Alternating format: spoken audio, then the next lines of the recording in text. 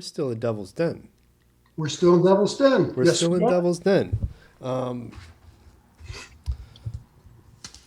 I can pick up right where we left off, as I you recall. you guys are calling it a night. That's about right. Yes, Toby's already asleep on his air mattress. I throw mine in, and I'm asleep out of it the second my head hits the inflatable yellow pillow. And didn't take off my shirt, didn't take off my boots, nothing. Just and in retrospect, we figured out that we woke up about an hour before dawn, but we had no idea what time it was. We both had nice wind-up mechanical watches because we needed them for our job. Kind of state of the art of the day. They were wind-up, but they were accurate, and both of our watches stopped. Mine stopped at 2:40. Toby stopped at 2:42, and those watches never worked again. So I don't know the deal behind that. I woke up to these flashing lights coming through the canvas of the tent, and they were just incredibly bright. I mean, like an old school flash bulb, kind of like, just they lit up the inside of that tent. I mean, like a ballpark at night. It was just, and I wake up and I don't have my wits about me. And I'm confused and I'm thinking, oh yeah, that's right. Toby and I were camping. That's right. That's what it is. That's where we're at. And I sat up, and when I sat up, I noticed that my boots had been unlaced almost all the way down. That didn't scare me, but it annoyed me because I knew I wouldn't have gone to bed like that. I would have taken them off. I would have laced them up, but I wouldn't have gone to bed with them like that. So I took off my boots to put them on, lace them up, and my socks are on sideways. And that really confused me because no way would I do that. One of the things they drill into you is take care of your feet, because if you can't walk, you're really no good to the Air Force. So I fixed my boots and I turned my attention to my friend, and he's on his knees. He's looking out. He's to my left, looking out of the tent at something. And in my mind's eye, I'm seeing these lights, yellow and white. They're flashing, but at odd intervals. And I'm trying to reason what these things could be. And I'm thinking, maybe these are the overhead park flashing lights on top of a park ranger's truck there to, kick us out because we were trespassing.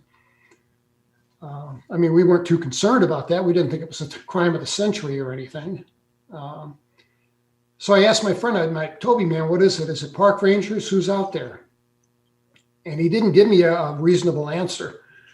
And I asked him, I said, is it park rangers? And he didn't answer me. So I pulled back the flap on my side of the tent and I looked out over the meadow and I saw two things. This triangle that had been 3,000 feet over our heads just some hours earlier has descended and is now 30 feet over the top of the meadow.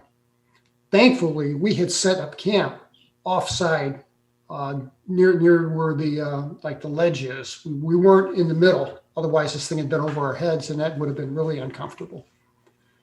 And that's why we were able to see the sides of the thing, because when it was 3,000 feet over our heads, all we could see was the underneath. And the the lights were so bright because the thing was so close to us. The second thing that I saw was what I thought to be a dozen, maybe 15 kids. And I'm like, Toby, man, what are these kids doing out here in the middle of the night, in the middle of nowhere? And in one of these flashes of light, I saw tear tracks down the right side of his face. Now that freaked me out, and my fear factor went from probably a 1 to a 6, because I couldn't imagine what would make this guy cry. And then Toby said in a very serious tone, "Look at them again, Terry. They're not human beings." And he says, "Don't you remember? They took us inside that thing and they hurt us." And I wanted to cry. I was just overwhelmed. Because I had a mental flash of being inside the thing. I have some images from being inside of there. I've never had a clear linear memory of what happened to us, but I did have some images. And now I'm scared to death, thinking that I'm going to cough or sneeze or do something, and these guys are going to come over, and we had no way of knowing they were long done with us. They kicked us out.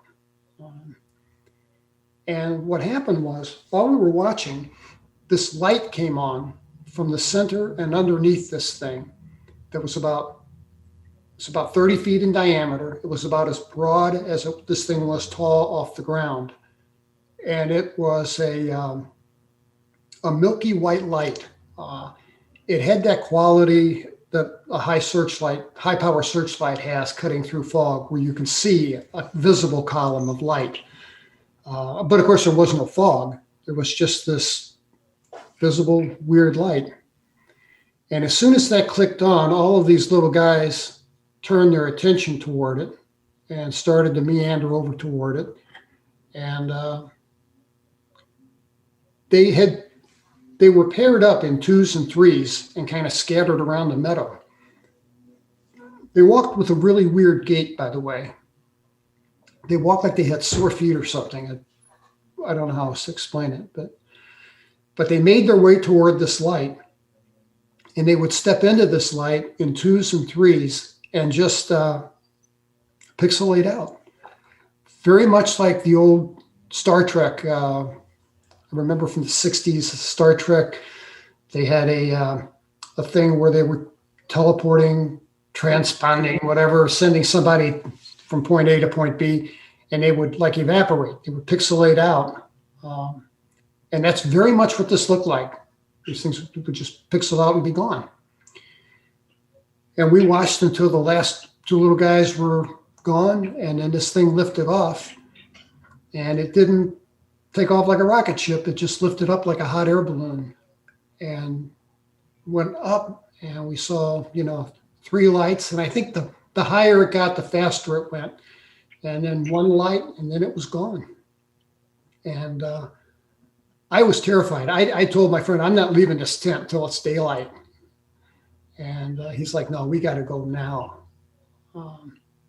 And we had a little bit of back and forth, and then I agreed we should go. I took my wallet and my keys, and he took a flashlight and his wallet. And that's it. We left everything there. Our tent, his nice cooler, his backpack with his address on Whiteman Air Force Base, because we lived on base. His address was in the backpack.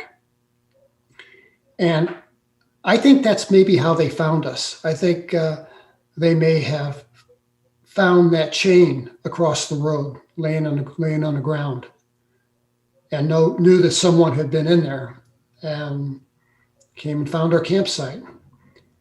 And my guess is that somebody, maybe one of the park rangers, calls the base and says, hey, it looks like a couple of your airmen were down here.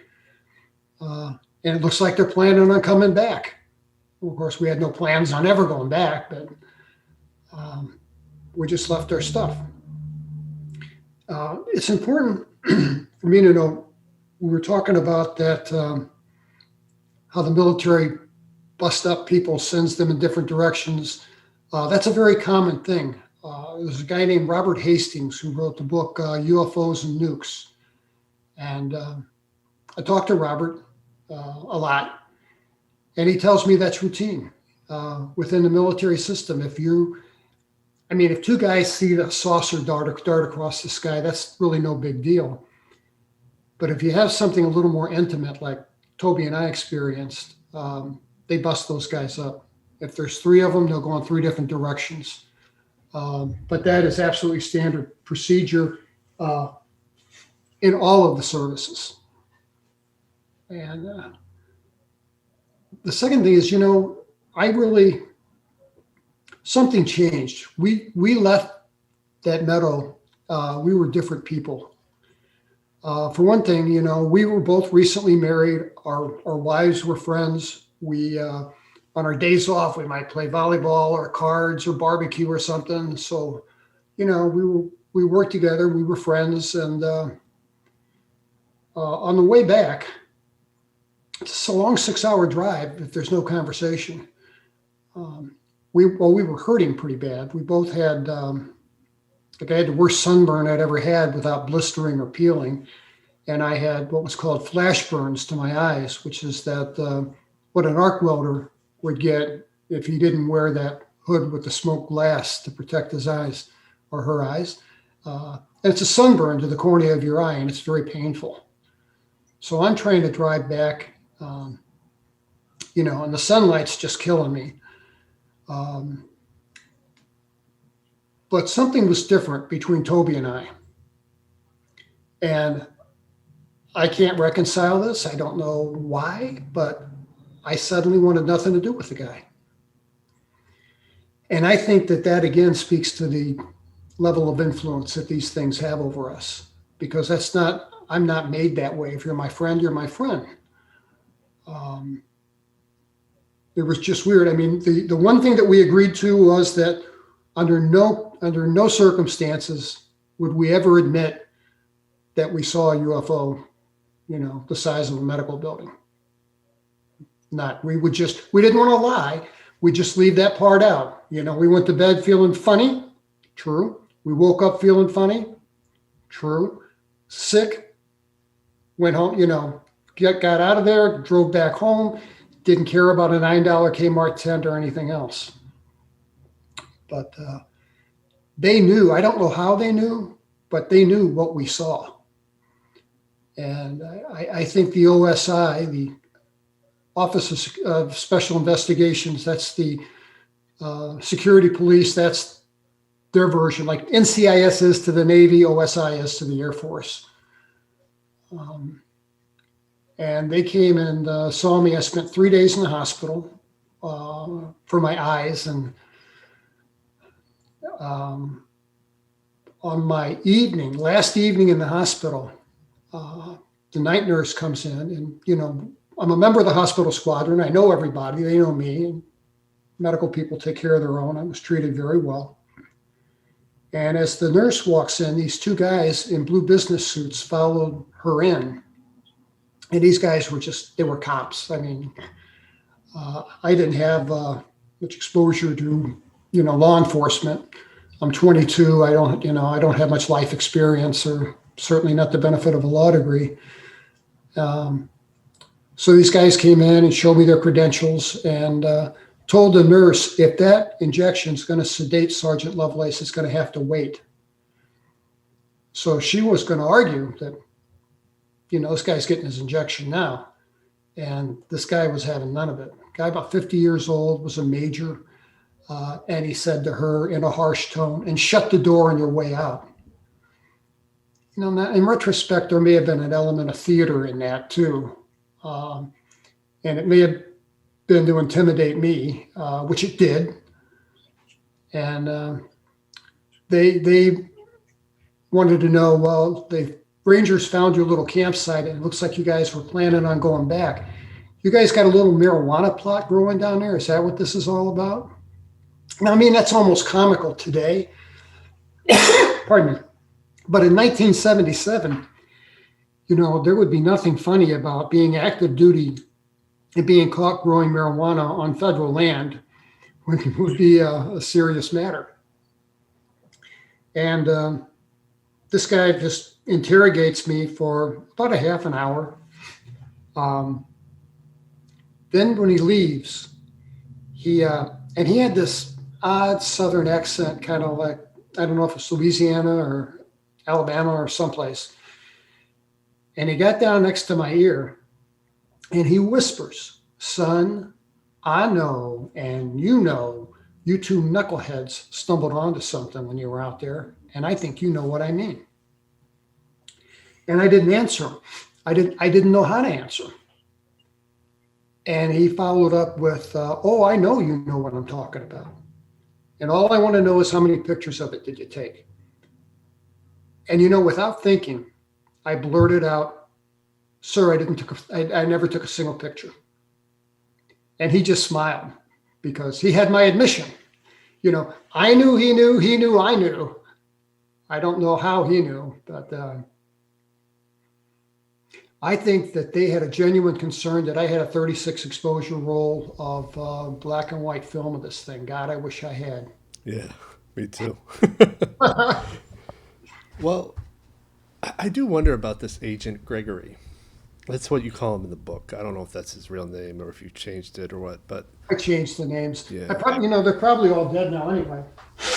Oh yeah. Well, I mean, because one of my bullet points was I wonder if he or his people who replaced him are aware of you now, are aware of your books. Wouldn't it be great if he was aware of your books? It would be great. It would be great.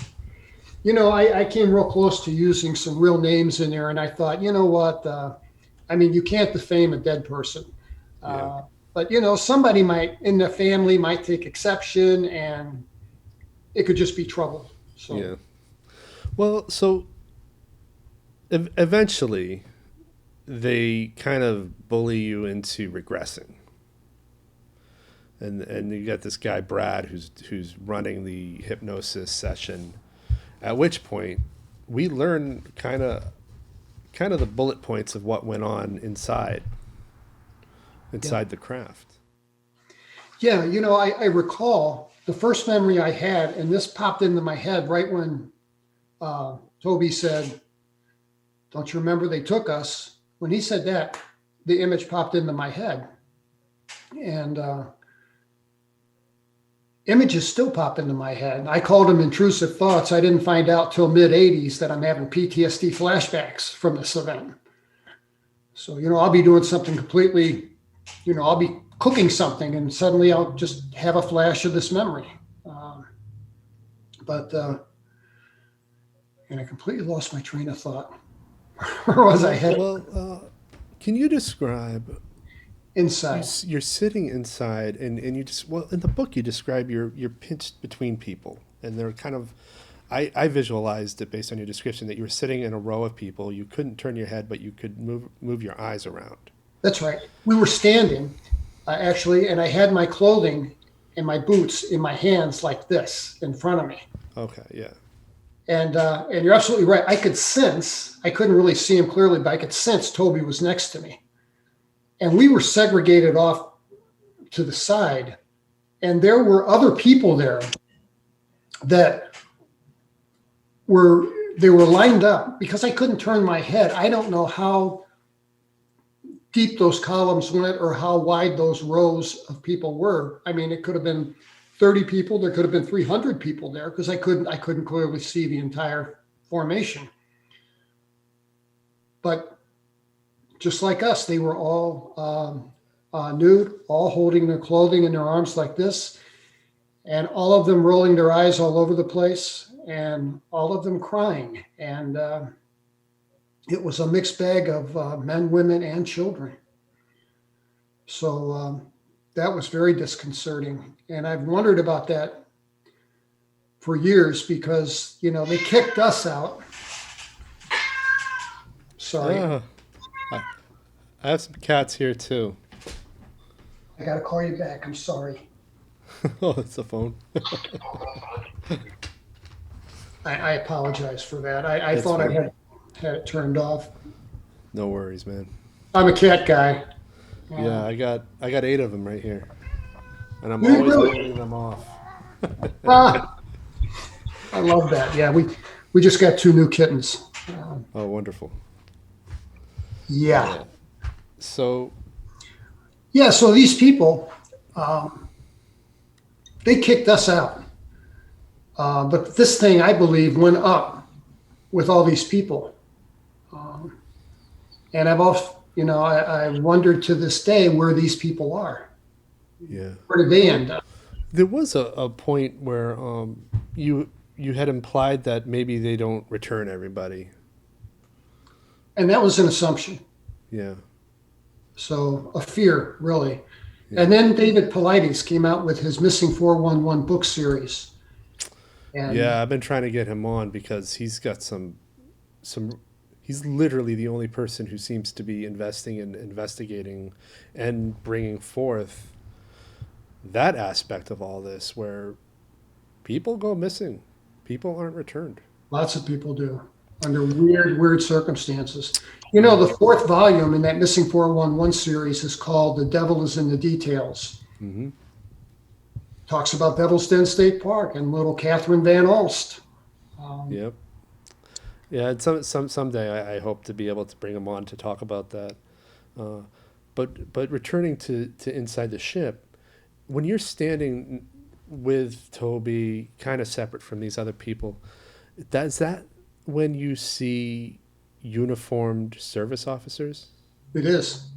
It is. I saw young guys, young men. Well, one of them was a woman. So about 7 guys and a woman. Could have been 6. About that. Walked across our field of view, would not look at us. Of course, we had no way to communicate with them, and I couldn't see what the guy was doing because he was turned this way, but he was doing something to a panel on the wall, and it was just like punch, punch. And then he turns around and they all walk away en masse. Never heard them speak, never heard them say a word. They wore tan-colored flight suits, and they had round orange patches on the shoulders.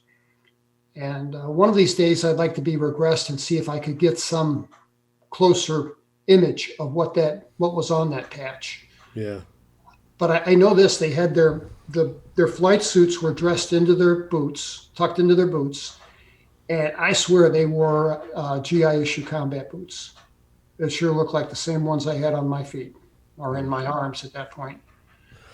Well, that's one of those details again that stands out to me because,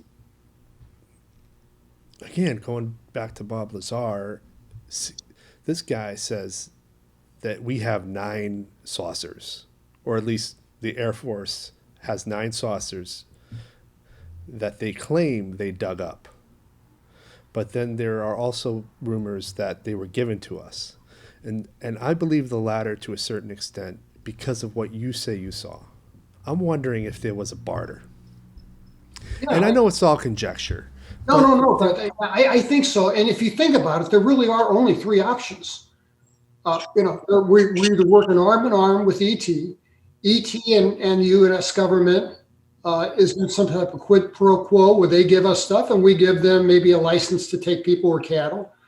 Or 3,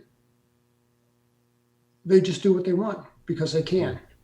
Yeah. So one of those 3. You know, this is an event. This is a program, I should say, that if those people, wherever, I don't know if they're reintroduced into society after their service time or whatnot with their memories, but if they are and they're living with this, I mean, this is like a stewing Nuremberg 2.0. If you think about it, I mean, it's bad. And there's something about it too, where they wouldn't look at you. So they fucking knew better. They absolutely knew better. And I do wonder, like, one, are they still here? Or were they moved off and not have to deal with the rest of humanity? And if they are here, were their memories wiped? Like, I want to know who they are, and I want to know what they were doing. What were they doing on that panel? Like, it's an affront to science, and it's an affront to all of us that there are people who know what's going on and aren't telling us. And I can't believe that this is the biggest secret in the world. But, Manhattan Project was kept secret, and, the F-117 stealth fighter was kept secret. So secrets happen. Yeah. But I just find it hard to believe somebody hasn't called up Linda Moulton Howe and said, have I got a story for you? Yeah. Well, and what's most infuriating too is if they're willingly keeping a secret, if their memories are intact and they're just willing to keep secret, I can't imagine it's for anything other than either a pension, the safety of their family, or both. And I don't know. I just don't know that risking the entire population of the planet for either of those. I can't imagine myself personally doing it, but then again.